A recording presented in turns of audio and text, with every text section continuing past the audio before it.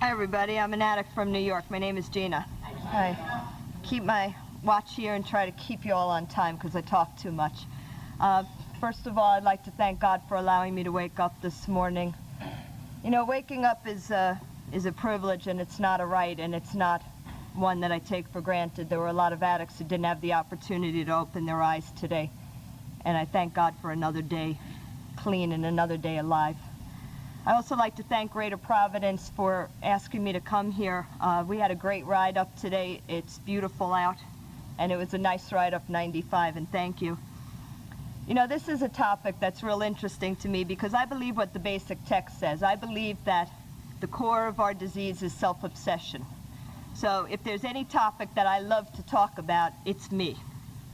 I love to sit down with you and talk about myself. And the self-obsession manifests itself in such a way that I walk into a meeting and your mother is dying, you've just lost your job, your partner has walked out on you, you're declaring bankruptcy, your car died, and I'm having a bad hair day and don't see what you're complaining about. And, you know, and that's the self-obsession. I am the center of my own world. And that is what I've come here to try to undo. You know, that is not what the 12 steps teach me. And I believe that the steps are a process to take our egos down a notch and to help get us out of ourselves by being of service to others. And when I come and be of service to others, and when I come and I spend time with you and I share in your recovery, I take it out of myself. But you know, as much as I like to talk about myself, the honesty is that when it comes down to things like steps 4, 5, and 6, those were the only times in my life that I didn't want to talk about myself. You know, because I could talk about all the bullshit in life. I could talk about my boyfriend and what was going on and how much I hated my parents and what everybody did to me, but to come down into the core of me and talk about my feelings and tell you how I honestly felt was a risk that I didn't want to take. Now I have to tell you, I've been clean since April of 1983, and I have done 4 fourth steps. And my first 4th step that I did in my first year of recovery, I can look back on today and tell you I was totally full of shit. Okay, and I don't know if anybody else feels that way about their first 4th step, but my first 4th step was totally full of shit. It was, you know, there used to be a show on TV, and I'm aging myself, but it was called This Is Your Life. You know, do you remember that? Well, my first 4th step was This Is Your Life. That's what it was about. It was a little autobiography of where I grew up and who I was and the things that I did, and it had nothing to do with taking a searching and fearless moral inventory at all. When I came into the rooms of Narcotics Anonymous, I truly believed that my problems in life were all outside of myself. They were my parents, they were the neighborhood I grew up in, they were the men I hung out with, they were the people around me, they were that I grew up in a single-parent household and we didn't have any money, and everything else was an issue, and I never once took responsibility that maybe my behavior had something to do with what I kept getting in life. That was not even a possibility. And my first 4th step took that same attitude and pointed the finger at you. And I was not in a place for me to come to that level of honesty yet. The second 4th step that I did when I had 5 years clean, I was a little closer to getting there. And then that's the one I'll talk about a little bit. You know, we have a piece of literature that's probably the most hidden piece of literature in Narcotics Anonymous. It's called Working Step 4 in Narcotics Anonymous. And it's a wonderful little booklet that I don't hear us talk about very much. But when I sat down, I didn't really have a good idea on how to do a 4th step. And in my first 4th step, I used another copy of Working Step 4 in Narcotics Anonymous that has since been replaced. And if anybody sees that one from 1983 that the fellowship redid, there was a whole section in the original one on sexual behavior. And what it listed was a bunch of things that I didn't really want to talk to you all about. I didn't really want to write down about fantasies and fetishes and toys and, you know, homosexual experiences and fantasies and talk about this with somebody else. I really did not have any interest in doing that. But I'll tell you something. As much as that 4th step was really full of shit, I have a lot of gratitude that I at least had that fourth step, and if anything that I did that section that is not in the fourth step that we have conference approved today. Because that was the first time that I ever even came in touch with who I was as a woman and a sexual human being. To come to understand the things that I felt so shamed about and that I felt so guilty about, that if you knew deep down inside what I liked, what excited me, what attracted me, that you would think I was really sick. You know, I didn't have the guts to talk about those things. But I look at a fourth step today, you know, and a fourth step is, I gotta tell you, for anybody who's out there who hasn't done one, who is afraid, who is listening in meetings to what it's about, I need to tell you, and I think it's a responsibility for all of us who have done it, to let you know that it really is no big deal. You are not going to die from this, all right? It is not your worst fear coming alive, all right? It isn't. On the other hand, I do walk into meetings and I hear people talk about, I got a headache, and somebody invariably leans over and says, have you done your fourth step? My boyfriend walked out on me, did you do your fourth step yet? I don't believe that the fourth step is a cure-all. It is not going to improve your smile, make your teeth brighter, fix your sex life, or get you a job. But it is going to be the first opportunity to start the process of healing. You know, the 4th through 9th steps deal with the wreckage of our past. And when I sat down with that 4th step inventory, and I finally had a foundation, I mean a real foundation of steps 1, 2, and 3 in my life, that I had the honesty, and I had the open-mindedness, and I had the hope, and I had the faith, and I had the willingness to sit down and take a 4th step. And a 4th step takes a spiritual principle that we don't have a lot of, and that's courage. You know, I walked in here with a lot of bravado, but I didn't have a lot of courage. And a 4th step teaches courage. And I sat down to look at the anger and to look at the resentment, you know, and I was listening to Chance, and I wanted to tell you about all of the times that I ran escort up at the Helmsley Hotel, and all of the times that I ran escort at the Pierre Hotel, and I was making thousands of dollars a night. And at the end, when I was taking what I could get. And I didn't want to tell you the truth. And I didn't want to tell you the truth about how I felt being 12 years old and walking out of the house one day and seeing that they spray painted whore on my driveway. And I didn't want to talk about to anybody the shame that I felt on being that girl in junior high school and high school that you would not talk to, that you wrote about on the bathroom walls. I didn't want to tell another human being those things. And the beauty of a 4th step is you don't have to tell anybody at that point. You just need to sit down with a pen and a piece of paper. And when I sat down with it, you know, I believe today that a 4th step is about what I've done. And I hear a lot of times in meetings people talk about it, and I'm just amazed by y'all, that they're writing their 4th step and they see all of these patterns of behavior. I gotta tell you that when I sit down and write, I don't see anything but words on a piece of paper. I do not have the clarity or the awareness to sit and interpret anything that I've done without you and God's help. So I look at a 4th step as what I've done. And I also believe that an inventory is about looking at, you know, all sides of me. You know, when you go to a supermarket, if you work there and you do inventory, you walk up and down the aisles and you're checking off, you know, we have baked beans, we have asparagus, and we're out of toilet paper. It's about what do I have and what don't I have, because as I continue on in the steps, there are some pieces of me that I brought in here that were really good. You know, there were pieces of me and assets that I had that I didn't want to let go of, but I had to look at the whole me and take that total inventory to see what needed to be replaced and what was there that was good and we could grow on. You know, and that's what an inventory is to me. It's not confession. It's not about telling you every rotten thing I've done. It's about taking an inventory of who I am. And in the 5th step, the first time I wrote a 4th step, I wrote it, I finished it, and I locked it in a drawer, and I didn't say anything to anybody for 3 weeks. And I never told my sponsor that I was done because I did not trust another human being enough to sit down and tell them what I had written. You know, and it talks about in the basic text that when the pain of not doing something outweighs the fear of doing it, that it will motivate you to action. And when the pain of sitting there looking at that drawer with that notebook inside of it got to me, I took a risk and I called up my sponsor.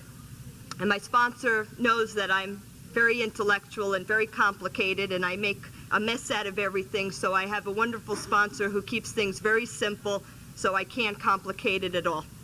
And what she said to me as we sat down was that a fifth step was like asking for directions to Brooklyn. And she said to me, if you called me up and said to me, how do I get to Brooklyn? I could tell you on one condition. I have to know where you're coming from. If you have a vision of the woman that you would like to be, if you have a picture of the person that you'd like to become, we have to know where you're coming from. And this is the process of a fifth step, you know? And finally I was able to sit down with those 100 and something pages, because like I said, I talk too much and I can write too much too. And I sat down with her and I finally started to see not just what I had done, but why I had done it, okay? And we talk about in the fifth step that we admit to God, to ourselves, and to another human being the exact nature of our wrongs. Sleeping with my best friend's husband was not the exact nature of my wrong, okay? My total self-centeredness, my need for instant gratification, you know, and not caring about another human being's feelings, those are the exact nature of my wrongs. And I need to bring it to that level, okay? I need to bring it down to that level. I need to understand what motivates me to do the things that I've done, and what motivates all of us but character defects. You know, character defects. And I love the way the steps flow into one another, you know? When you sit down and you write and you take that inventory and you have the courage to start to look at what you've done, you open yourself up through trust to understand why you did it and to see where you need to grow, you know? And that was the most wonderful thing about taking a fourth and a fifth step. And it's a process that I have repeated, and it's a process that I continue to repeat. And for me, you know, I don't believe that every time something's going on, I necessarily have to sit down and write a fourth step, but I have to tell you that there are times in my recovery when I have felt that things are at a point that I can't see straight. There is no better remedy for this addict than to take the pen to the paper and to sit down again and again, you know? And when I wrote another one just about a year ago, I'd come to a point in my recovery, coming into my 13th, you know, coming up on my 13th NA birthday, and saying, I don't like the person that I am today, you know, not totally, but really looking at some things that I can be cold. I can walk away from a relationship and not think twice about you. My partner talks, and I don't know about the rest of you who are in relationships, but I don't listen. And I don't listen, I hear him, but I don't listen. And you know why I don't listen? Because a couple of sentences into what he's saying, I'm too busy formulating some really profound response to give him the privilege of hearing the rest of what he said. And I started to see these things about myself, and you know what? That wasn't who I came here to be. I really want to be a kind, loving, and gentle human being. I really want to have the capacity to love you unconditionally. And I was talking with William before. I look at my dog, and my dog to me is a terrific role model. She's kind, she's loving, she's loyal, she's gentle, she's totally capable of loving you unconditionally. If you tell her she did something wrong, she promptly makes amends and tries to correct her behavior. You know, she has a lot of attributes that I really admire and want to be like. And I watch children and the way that they're able to love you unconditionally. You know, and if children and animals can do it, and I believe that I'm nothing more than a big child, and as a human being, I'm another animal on this world, then I too have the ability to love unconditionally. And it's somewhere inside of here, if I could get past the garbage that puts the expectations on you and doesn't allow me to be there for you just as another person. Now, for everything that the 4th step gets, I'll tell you that I believe for me, the 6th step was the hardest step that I worked and the most difficult. When I finished my 5th step and my sponsor and I had looked at everything that had gone on in my life, and I had taken an inventory of what I wanted to stick with and what really needed some replacing in my life, I didn't want to replace a lot of it. Yeah, it caused me pain, but I was very comfortable because it had been a lot of years that I had lived like that. And I believe that when we were kids, we all had mothers who told us, don't touch the stove, it's hot, you're going to get burned. And I don't know about you, but I know that I waited until the first time she turned her back, and I put my hand down on the burner. And I went running into the next room with my hand all red and blistered. But you know what? I never touched the stove again because I learned it was hot. And as I continued to sit with my character defects, and I continued to allow them to put me into enough pain, I began to learn that, yeah, the stove is hot and you don't have to keep going back and touching it to make sure. Because I'm that type of addict who knows that this time it's going to be cold. I can do it this time. I wish I could tell you that after the time I've been here that I'm entirely ready, to have God remove my defects of character because that's not who I want to be, because I'm trying to be another person, and because I don't want to be in pain. But the reality is, for me, that the willingness mostly comes when my back is up against the wall, when I have nowhere else to go, when my ass is in a sling, and when I'm in enough pain, I become willing, finally, to try it another way. I believe that the 6th step is about awareness and acceptance. And one of the hardest things for me is the awareness part. Coming to really understand through the process of a 5th step, through honestly sharing with my sponsor and my support group, and through being willing to listen to what you have to say to me, because I don't wake up in the morning and have light bulbs go off over my head and say, Gina, you're very intolerant these days. Mostly it's those of you who love me enough to pull my covers and come up and tell me what's going on in my life that make me aware of my character defects. And, I don't know where this happened. Sorry. I don't know where this happened, but somehow in the last few years, we've come into a thing in Narcotics Anonymous, thank you, where I hear people telling other people, don't take my inventory. I'm going to tell you, take my inventory. Take my inventory. And then when you see something, love me enough to come up and let me know about it. And don't talk about me behind my back. Because I have mostly come to an understanding of where I am through you who have loved me enough to be honest with me and to help me to grow. And if you kept what you saw to yourself and you took it outside the meeting and told everybody in the parking lot, not me, it wasn't going to help me in my recovery at all. But please take my inventory. And I'll tell you something. I watch everybody in a meeting. And I've learned in Narcotics Anonymous that I'm not unique, so I believe that that means that you watch me too. And I can stand up here and I can say whatever, and I could sit in my home group and I could say whatever, and I could be at a convention and I could be up at a podium and I could say whatever I'm saying, but if you watch me walk out of that door and do anything different, whatever I said is of no value. And you're not going to listen to a word I said. So hopefully today, not only what I say, but how I'm living are somewhere in balance. The acceptance of myself today that comes in the 6th step, the willingness to really look at who I am, to be able to come in here and tell you that I am cold, that I can be a cold human being, and that I don't like that about myself. That I can walk away from you, and I don't like that about myself. That it's easier for me to take your inventory than my own, and I don't like that about myself. And there's other steps after this one that help us when we come to that point. But the acceptance, because I want to put on a smile and a face, I want to come into a meeting and I want to share with you about what a wonderful person I am. I don't want to raise my hand all the time and tell you the truth. But I've also tried to do it the other way.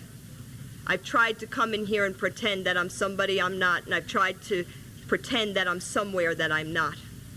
My sponsor is clean, 30 years in Narcotics Anonymous. And the most profound lesson that she's ever given me is that she has never lied to me about where she is. I remember I had about 8 months clean and she had 17 years, and we were out to coffee one day after a meeting, and I said to her, "God, Fran, you still doing this? Don't you ever get better?" And she said to me, "As long as you are here, you will always find something about yourself that needs work." And I have found her words to be very, very true. I didn't understand anything that she meant then, but I understand today. There is always something about me that needs just a little bit of improvement. And I will tell you today what the biggest issue in my life today, just to bring you to the present, is that I faced one of the biggest fears of my life that I wrote about in that 4th step, that made me feel less than, that made me feel damaged, that made me feel just somehow not quite up to being a woman, and that was the fact that I haven't been able to conceive in 4 years since I miscarried. And like everything else in recovery or in my life, I didn't seek anybody else's help because I'll do it this month. I'll do it this month. This is the month. The timing was off. I'll get it right this month. And I sat now for 4 years telling myself every month was going to be the month that I finally did it. And I finally saw that 2nd step in my life that said, reach out to a power greater than yourself. And in this case, the power greater than myself was the doctor. And I finally started infertility treatment and faced my biggest fear, to come in and to tell you that. Because in my mind, the rest of you do this without any assistance, and even when you don't want to. And I feel somewhat less than that I don't seem to be able to do this on my own. But I have the hope today that I am doing all that I can, and I am leaving the rest of it to those who are trained to do it, and not relying on myself anymore. And it feels okay just to say that. You know, and this has been a big issue in my self-esteem to get past, of really not feeling worthy as a woman. And, you know, you come to a podium, and I don't know about anybody else, but for me, I just never know what's going to come out of my mouth, but there's something about standing up here in front of you that just makes it real hard for me to lie. You know, it makes it real hard for me to lie.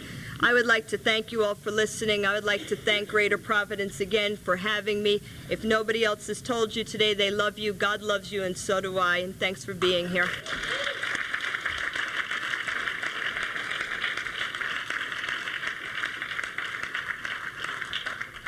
Now, I'd like to welcome William.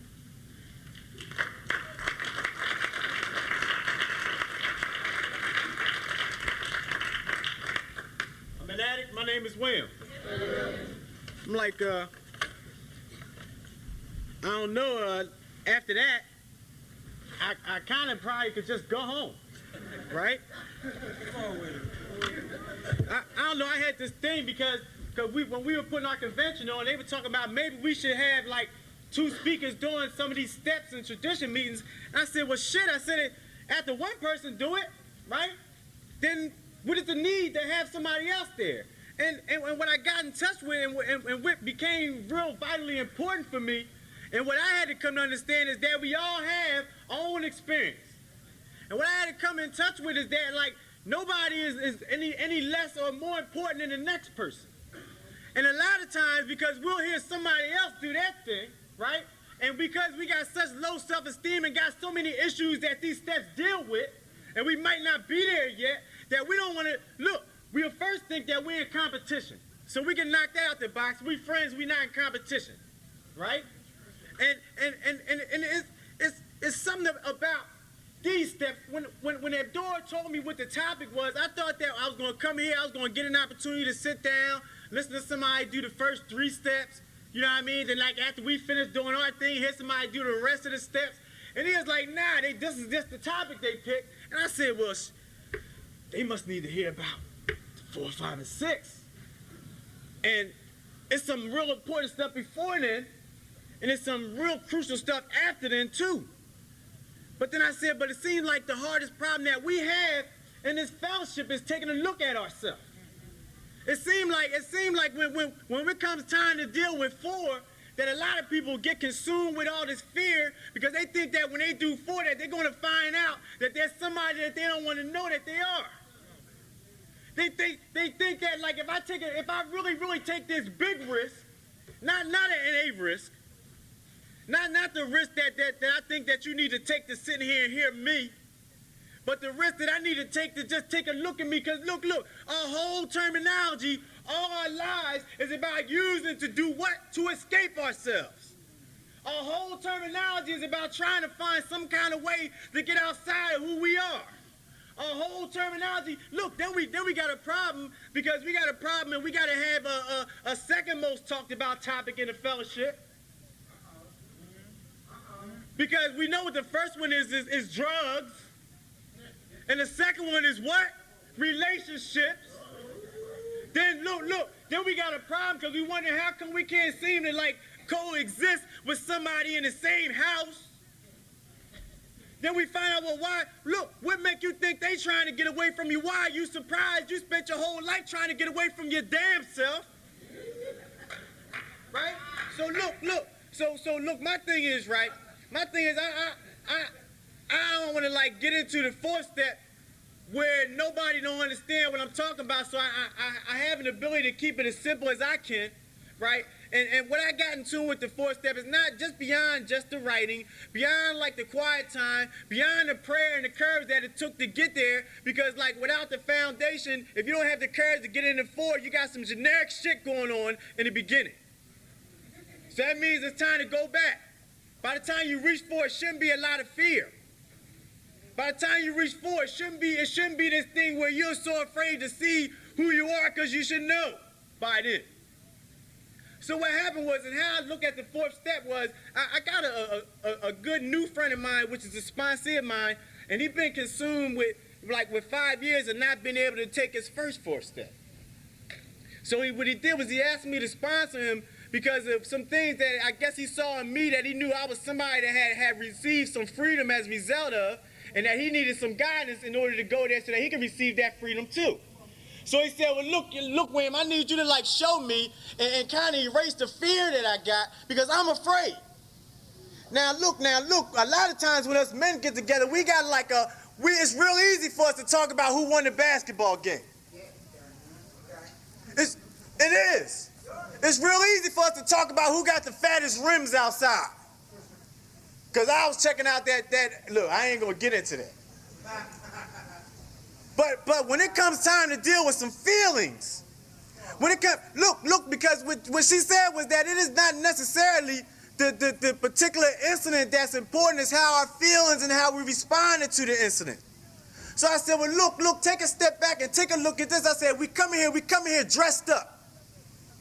We come in, look, not necessarily looking good, but dressed up. And we covered up. And what happens is the 4th step is about a process of stripping. See, I know, man, it takes courage to come in this room today, allow God to strip me in front of you just for him to build me back up before I walk out. Take a lot of risk. So I said this step is about, man, you got to start taking your clothes off. You got to start stripping. And what you got to find out is that you got a lot of scars, abscesses, and pus all over your body that you're not addressing yet. You run around this fellowship in pain, but you don't know where the pain is coming from because you haven't took a chance and stripped down long enough to see where the real cuts are at. Where are the scars are at? Maybe like, look, after you get your first haircut, you realize you got a bump there from when you fell when you was 5 years old. Look, so the 4th step is about taking the clothes off. The fourth step is about taking a look at the stuff that got deep gashes in you, that shit has stitches that you got Band-Aids on. That's what this step is about. This step is about taking off all the masks, taking off all the clothes, just to take a look at what's really wrong with you. Because if you expect some healing to take place, you first have to take off that Band-Aid off of that pussed up scar that you had all your life in order that it can be properly cleaned and healed in this fellowship so that you can get better. And if you don't do that, then you're going to run around here in pain for a long time. So what happened, I said, well, look, Spines, like, let's take some time, and I want you to, like, look, don't just tell me like all that generic shit, because my first fourth step was just like I don't know what the hell that was. I mean, it was just like, you know how it says we glorify our addiction. It says in the speaker portion of the group pamphlet, it talks about it as not necessary to dwell excessively on our active addiction or war stories because we all know what it was like to use. But when we get here, the best meeting we want to hear is a speaker discussion. Because all we want to hear about is we want to compare notes to see if what you did, right? Hold up, what you was in the back of the alley with somebody's dick in your mouth? I did that. In the beginning, all we are is Me Too people. All you got the courage to do is somebody come here and say, I'm locked and loaded and masturbating, man. Me too. But I ain't copping to what's really going on, but I'll accept it when you talk about it. So that's how this process begins. It begins for us when we come in here and we get this chance to sit in a meeting and start identifying with people that have the courage that we don't have yet. We start identifying with it when we learn what the second step really means and how the second step was designed to create a dependency on the fellowship, because we realize that what we prayed for last night being answered today is no longer a coincidence. And we start looking at that and we get in touch with that and we say, ooh, like, look, they talking about some stuff. And I can't really, like, I don't know what's going on and where the feelings came from, but they're talking about some stuff. It's something that happens when you sit in a meeting for the first time that you cried in years, sit in a meeting, don't know what's going on, and you're sitting there crying for somebody to say, what's wrong? And you say, I don't know. Because you don't know. Because for the first time in your life, you have to live and address feelings that you have been hiding from all your life. So I start stripping and I start finding out that I got cuts and scars all over this body. I got some stuff that, look, this what happens is this how we chase people away from us. Without a fourth step. You know, like if you cut your arm, and what you do is you put a Band-Aid on your arm and you put your clothes on and you put the long sleeves on, then you come in a meeting and somebody who sees you, who loves you, don't know that you've hurt yourself, slapped you on the arm and say, hey, what's up? And you want to scream at them for hitting you in your scar. They don't know the scar's there. You got it covered up. But because you got it covered up and they can't see that you got a scar on your arm, and all they do, it might have gave you what they thought was a loving and caring hug, but as a result of them not knowing, because you're not admitting that you got pain and that you got a scar on your arm, you want to blame the people, places, and things in your life today for some shit that happened when you was young. Because it's an unaddressed issue, the people from your life today are catching hell for the pain that somebody else created. See, that's the purpose, man, that we need to take a look at what's really going on. What is the exact nature of what's going on with women? Who is women? Because what happens is if I don't address me, what I'll do is every woman that comes in my life, I'll place blame on for how I feel today when it has nothing to do with them. It has everything to do with something that happened a long time ago. That I really don't have a problem with women. I got a problem with being abandoned, period. It was something about how I felt when my dad left, and I used to tell my mom, you know, you can't raise me. I want to go live with my dad. And she said, okay, call him up. Call him up and ask him, can you come stay with him? And I called him up, arrogantly. And I called my dad up. And I said, Dad, I don't want to be here. I want to come live with you. And he said, no. No, I can't do it. But how can you raise that other woman kids, Dad? How come they got it going on? How come like they ain't struggling? How come the lights ain't never out at your house, but we got candles and shit? Dad, what's up, man? How come you're not here to take up the mouse traps? Dad, what's up when you finally did come back and the one night he did come and spend back, who was that woman banging at the door and breaking windows, Dad? What's that banging? Why is it that today, man, that she come in and flip out like a park ape that you leave tomorrow to go big rap with her? Why is mom crying, Dad? See, I came here with some fucking issues. I came here with feelings that I had learned not to address a long time ago. Divorce, that was an opportunity for me to take a look at that stuff. I still haven't made a whole lot of reunited with my father. Sometimes I think when he do stuff for me that he's supposed to. When my dad helped me get a car about 2 years ago, I said, shit, you supposed to. I wasn't grateful that he helped me out. I was like, this is your fucking job. You've been missing in action for a long time. When my dad went to jail because they accused him of molesting somebody, it's like, we need you to come down and be supportive of him. I was like, well, shit, if he was with us, he wouldn't be in this situation. It says, man, it talks about the core of our disease is our total self-centered fear. Fear that if it, look. So I don't know, like, what it is that you came for today, but I'm telling you, man, I don't know, something says that I need to get free. So I took a deep looking for it, man. I took a look, man, at what was really wrong with me. Why am I really here? You know, what happens when the desire to use has been lifted? And you find out when you look, at the end of the road, everybody I love was running away from me, but how do you address that shit with 4 years clean when everybody in the fellowship is running away from you? How do you address it, man, when after you got clean, you no longer have a drug to blame it on, and the people that you love right here in the rooms don't want to have nothing to do with you? Because you acting like a complete park ape and a nut on a daily basis. That's some hard shit to deal with. You looking for unconditional love? Look, it's real easy to love somebody unconditionally who walks in the room. You can hug them because they stunk like you stunk when you walked in. But what happens for somebody that's been here for a while, who you say we're going to love you and we're not going to judge you, and who starts practicing behavior, right? You know, like doing the newcomers. You know, that kind of stuff.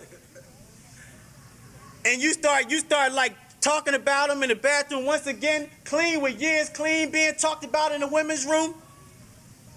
And with years clean, standing up here and having people share, whispering to each other, he don't know what the hell he's talking about. Why don't he tell the truth? Why don't he get honest? And having the newcomer sit behind you say, well, shit, I ain't fucking with him. If this clique say he ain't down, I ain't messing with him. How we deter people from getting their help by talking about members who've been here because we ain't down with them.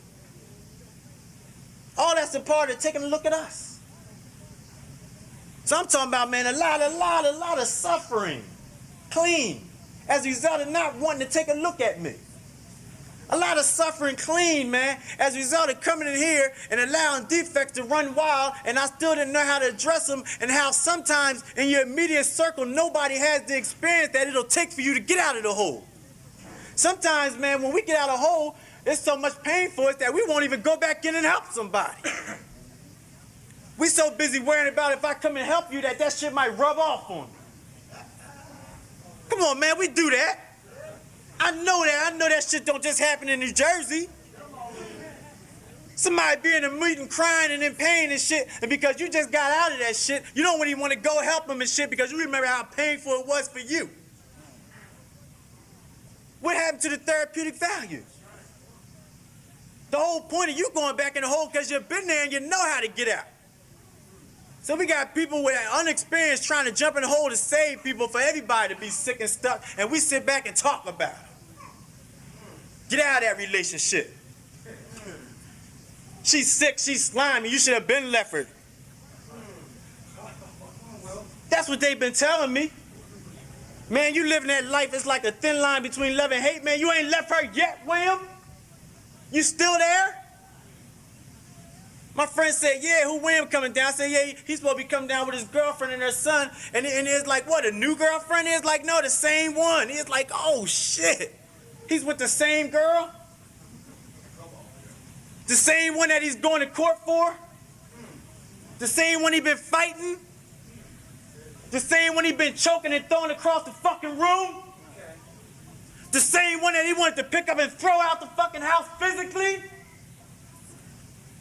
The same one that spent his New Year's Day in the courthouse and in the jailhouse with a big, you know how they got the big bar with the circle that they put your cuffs on and then run it through that hole so you be there locked and loaded so you can't go nowhere on New Year's Day. Hold up, spiritual ass William.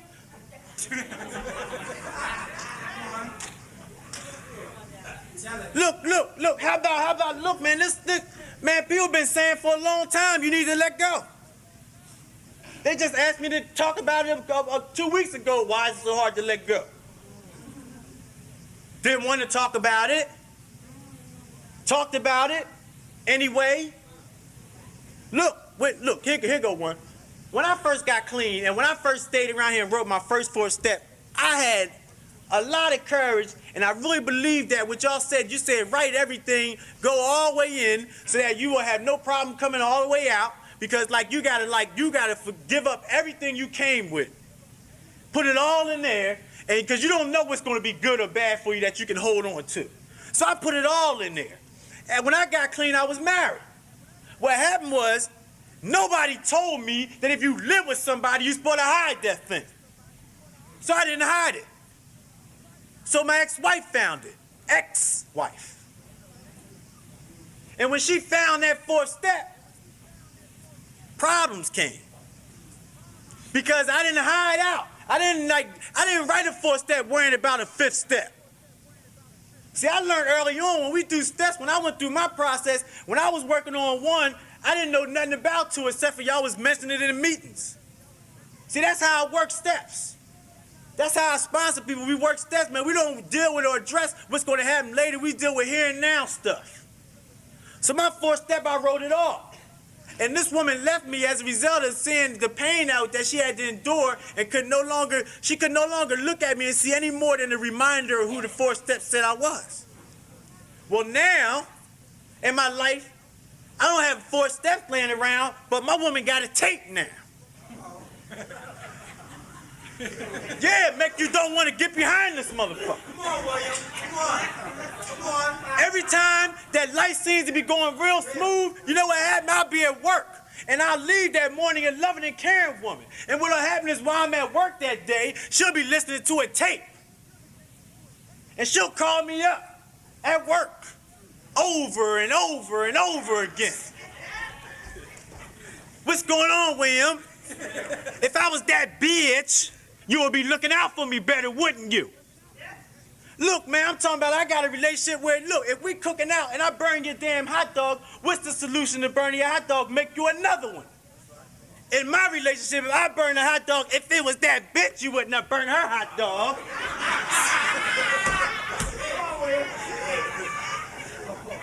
I'm talking about any little problem is the whole relationship problem. Now, I would like to say if she hurry up and write her 4th step, we'll get beyond that, but the 4th step is not going to resolve that issue. What I'm getting in touch with is all we are to each other is a constant reminder of the pain that we came into this relationship in. And because of that, and because even though I love her, and check it out, what do love really got to do with it? That I'm getting to a point, man, after praying, look, I didn't say, God, please make the relationship work. I said, God, stop the pain. You know the original prayer? When you got here? Stop the pain. And he put you in a position that the pain could cease, and you refuse to follow that path? I've been having addicts call me a long time. William, maybe it's time to let go. William, maybe it's time to let go. Yo, man, I love her, love you too, love you both unconditionally, but maybe it's just like it ain't supposed to be for you and her together. Oh, no, I ain't trying to hear that. So what happened? I stopped calling you. I told my sponsor said, God damn it, boy, this has been a big problem for you. Relationships is a terribly painful area for you. So look, William, this one I'm not going to tell you because I don't sponsor relationships and neither do I. I'm not going to tell you you should stay with or leave her. But what I'm going to say is when the pain get great enough. Now hold up, I've never been in a painful relationship like this. This is new shit. And I'm going to tell you I like the fucking attention. I ain't never had a woman that felt so strong about what she felt, even though she was half my size, that she would stand up and be ready to fight me for it. I like that.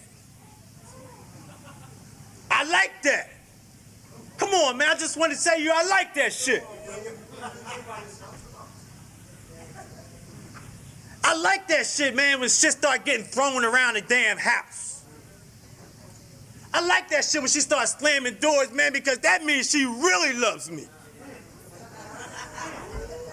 Hold up, man, she ain't going nowhere. I like that when she got a problem with me hugging half of the damn fellowship, you know, the women. I like that shit, man. I'm talking about some shame and guilt stuff. Went to a convention to do a hit, man, and was in a fight with my woman at the registration table. Then was going to share the next night on loving you and losing me.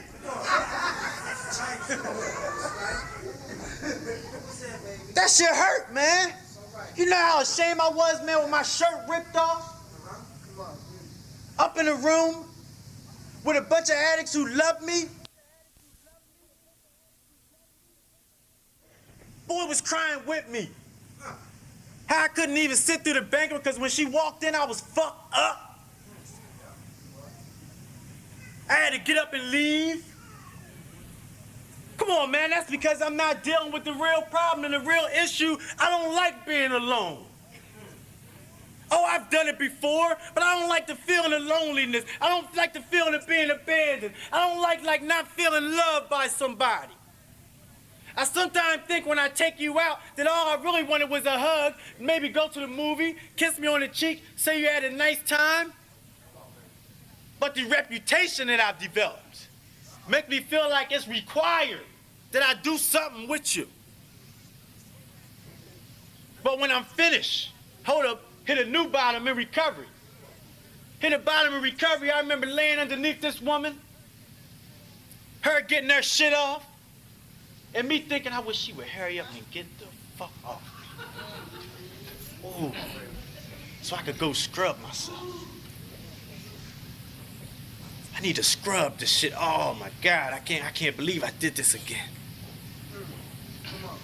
No, I don't like her. No, I don't love her like that, man. How much do I really love myself when I lay with anybody? Go ahead, Will. Go ahead. Man, how much, look, how much do I think I need to tolerate in this relationship? Yeah, in the beginning relationship a year ago, in the beginning relationship, I slept with somebody else. Yeah, I want to say and claim ownership that I created that monster, but check it out. For over 10 months, I haven't been practicing that behavior. Within 10 months, we moved into a home together, been living as a couple, but the reality of it is, I'm being held hostage in the past. How long am I going to allow that? How long am I going to allow somebody else to keep me hostage in my past? In the name of love. I can't do it. I can't do it. You know what? I drove up here yesterday from New Jersey. It took me 5 hours to get here by my damn self. And you know what? If you don't like yourself, you can't do stuff like that. First off, you don't know what radio station to listen to because you haven't really taken a look at what you really like. You might want to come listen to a bunch of recovery tapes and listen to everybody else talk about who they are so you can avoid who you are. It was okay. I rode up by myself and I loved it. Beautiful day to travel yesterday. The sun was out, ran into some traffic, wasn't pissed, wasn't in a hurry. So what happens is I moved on, man, and what the fifth step talks about, and what a lot of people miss, is that a lot of people write and then want to go right into the fifth step and go kick it with their sponsor or some old sick person up in the hospital who are blind and crippled and they don't know. That's what happens. Look. That shit happens. But you missed two parts of it. The fifth step says, Shan, what does it say? With self, God, and another person.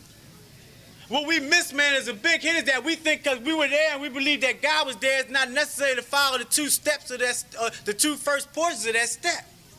Because we refuse to follow directions, we find ourselves continuously in the same type of pain. So it goes on and it goes on and it works how and why because, you know, some people want proof. They do. It says another action which requires courage is our admission to ourselves. We got to admit to ourselves first. It does. It says that. It says it right here, page 51 if you got one. Then it says our willingness. Now, it says, why is it so important that we also make our admission to God? Because this is a spiritual program and our whole purpose is to awaken spiritually. Do you know that the fourth step is the beginning of the first meaningful relationship for the rest of your life? The relationship with God? Do you know that you get introduced to him in 2, you're asked to make a big hit and say turn it over in 3, but you really don't have a relationship with him until you get with 4, because it takes the courage and belief and the faith that you develop in the prior 3 steps in order to have the courage to move on and take a look at you, and only God can take you there. So this is what happens. So that means by the time you reach 5, if you have avoided talking to God about what you've discovered through your self-discovery process in 4, then you're missing a big part of it. By the time you've gotten a mirror, look how I do that. I got butt naked. Okay, yeah, yes you did. I got butt naked, scrubbed myself down. I wanted to be in the most pure state that I could be for my God. I got on my knees in front of the mirror and did a 4th step with me. Nobody else in the room. Didn't necessarily need a damn candlelight. Don't get caught up in the voodoo shit. I'm talking about, man, you know, all this ritual shit, man. We don't need that, man. Sometimes what we need to do is so simple. I got butt naked and admitted to me, man, and why I got butt naked, because I needed to take a look in the mirror of what I could physically see and get all right with that. Are you okay with what you see? Do you still have to dress it up? 5th step was about becoming all right with what I saw. When I gave it to God, man, I knew, man, that like I was well on my way. By the time I reached my sponsor, I was all right. It didn't matter how he responded to me. I had already given it to the 2 most important people in my life, God and myself. The sponsorship relationship is the 2nd most important relationship, not the 1st. So it started getting better after that. So I'm telling you that, man, after going through that process, it comes to a point where, like, look, I remember, man, when I first got clean, this was a big thing, man. All we used to do is go in meetings and do 5th steps on a group. That was like the most attractive thing we could do. You know, everybody, you know what? You know, a lot of times you can get a good date if you come to a meeting and do a good 5th step.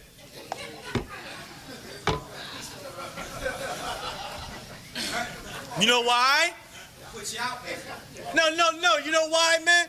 Because I've learned, man, from listening to the women in this fellowship, they're not used to a man dealing with his feelings. So if you can come in here and get honest and drop some feeling shit, you can get a date.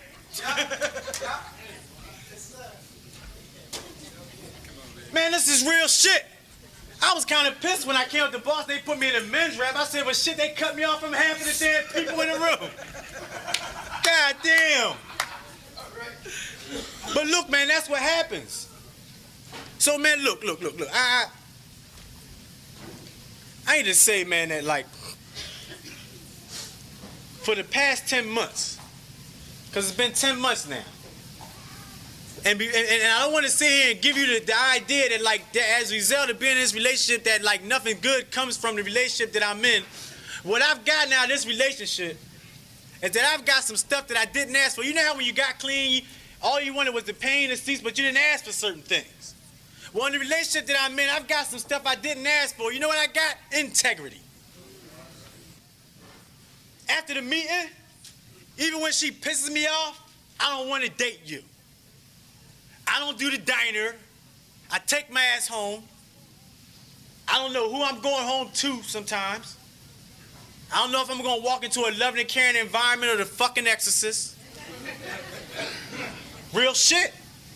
But I go home anyway. I come to the meeting, I share where I'm at. Even when I'm pain, I've come to meetings and cried. And you know y'all women, y'all like to comfort people. You do.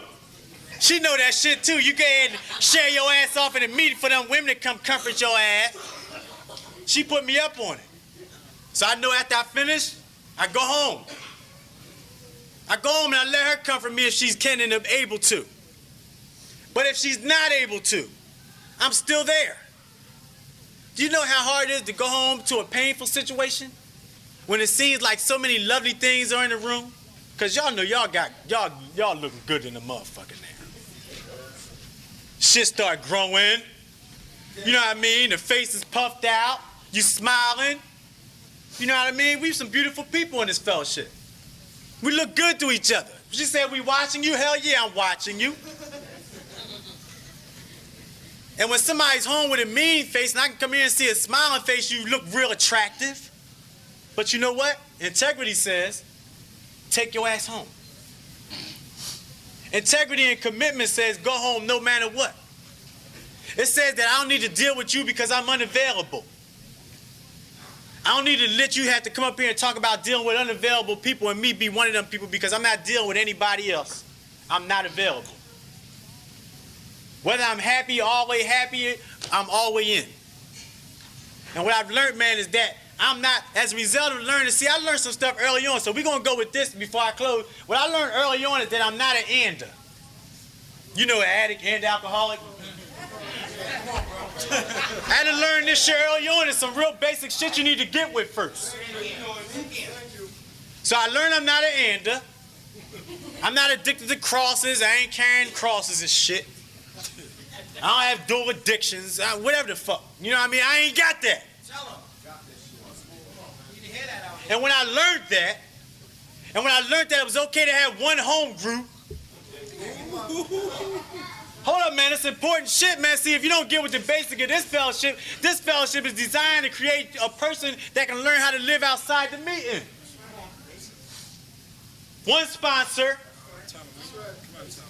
Shit, because you know we like a couple of people. You know what I mean? Got a sponsor in Boston, sponsor in Philly.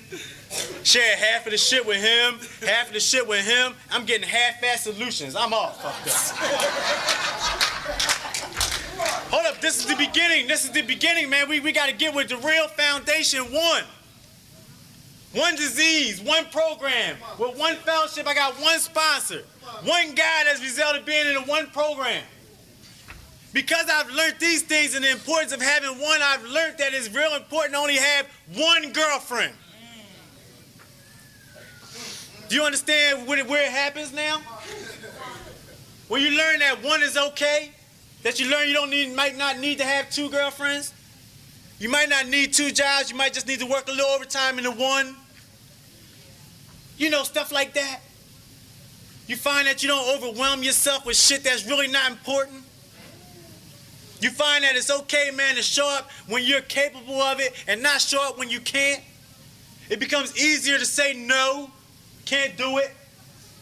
It becomes more important before I came here that when Abdur called me, I looked over and I said, hold up, I have to let you know tomorrow so I can hang up the phone and say, baby, is it okay? Not being all selfed up and shit, because I want to sound good, because you know, we do that shit. We want to be stars in an anonymous program. Yes. We do. How many people heard the tape and shit? Damn, how many people remember? We want to be just like that shit on Cheers. We just want to be known when we walked in the door. Everybody know our name. That's what we want. I know I ain't the only one. Shit, if you might not be up here, then you probably sponsoring half of the area. We all got our way of wanting to stand out. But it's okay. It's okay, it's in us. You know, man, it's in us, man, that come from nothing, man, to finally be something and feel like a somebody because somebody wants a little more than what's in your damn pocket. But you know what? It's a little bit too much. If you're dealing with somebody, and even after you give them everything that's in your pocket, that you start giving them the stuff that you don't need to be giving away, and you start giving away your integrity, your self-worth, your values, just to be in somebody's life, just to have a hug from somebody. That you give up all that you believe in just so you can go to sleep with somebody. It's not worth it. It's not worth it. So shit, she'll hear the tape. I'm not saying this shit to hurt her. But what I got in touch with is that, man, I'm tired of fucking suffering because the pain happened 10 months ago. I've been suffering for 10 months. See, pain is immediate. Pain happens right now. Pain is not some shit that gets dragged out. The pain of your past was in the past.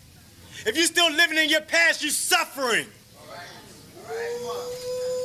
This is what these steps is about, that you can learn how to not suffer. I'm tired of fucking suffering clean, man.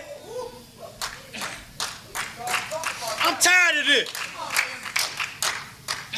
I want to look like I came here with my head up. I want to leave the same way. Man, this shit hurts. It hurts, man, letting go. I don't want to let go. I want to be honest with you and tell you I stopped talking about my relationship in meetings a while ago because I no longer wanted to hear y'all tell me what I needed to do. Because I knew that I had no other decision in my mind other than to continue living how I was living. And you know what? That shit's the second most talked about topic and gets you in just as much pain as the first most talked about topic. Jails, institutions, and death. So I didn't believe that till the cops came. Didn't believe that. Didn't believe that, man, till I ran in the kitchen and was holding on the blade trying to take the knife from her. Didn't believe that. Didn't believe that the creature that I was trying to subdue and hold away, that I was sharing in meetings telling y'all how, like, it's this creature that wants to come outside of me, that wants to fucking punch the shit out of her, and how I don't want to let it out, and how that creature been out for 3 months now. How do you put him back? How do you put that beast back in the cage that's on your back? Once he's been released and you got clean time and you don't want to walk in the door and say what's going on in your life in the here and now because you got an image now. Man, we keep each other hostage. You all that now, Abdul. Don't come in and tell the truth. Boy, didn't you just share your ass off last week?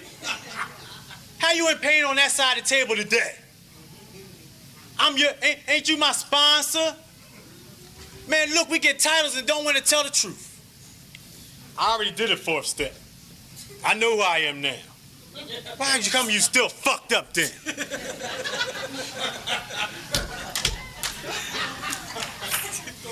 Look, man, it's time, right? And we like sharing the time. I guess now they want to get back on the road with us, right? So look, man, I want to say this story, man, and this in my mind talks about the unity in this fellowship. What the story is it was a real simple story. It was in the jungle, and it was a lion and it was a mouse. Now you know lions, he's a cat. Cats don't like mice. So what happened was the lion seen the cat, seen the mouse, and the lion was like, he put his hand on his tail, and he said, oh man, you're gonna be a good snack. And the mouse started begging the lion, said, please, please, don't eat me, don't eat me. Lion said, give me a good reason not why I shouldn't eat you for a snack. He started begging him, and the lion decided, okay, I'm gonna let you go this time. You know you was only gonna be a snack anyway, and he let him go. About an hour later, the same mouse saw a lion in a trap, wrapped up in the net. And the lion was struggling and going through all that he couldn't. He couldn't get out of the net, and the mouse remembered that lion, the compassion of the lion, and the mouse decided that he was gonna chew away at the net. And with the resilience and the determination, the mouse continued to eat away at the net until the net was free and the lion came free. What I get from that? What I get is one thing. You're never too small to give in this fellowship, and you're never too big to receive it. Thanks for listening.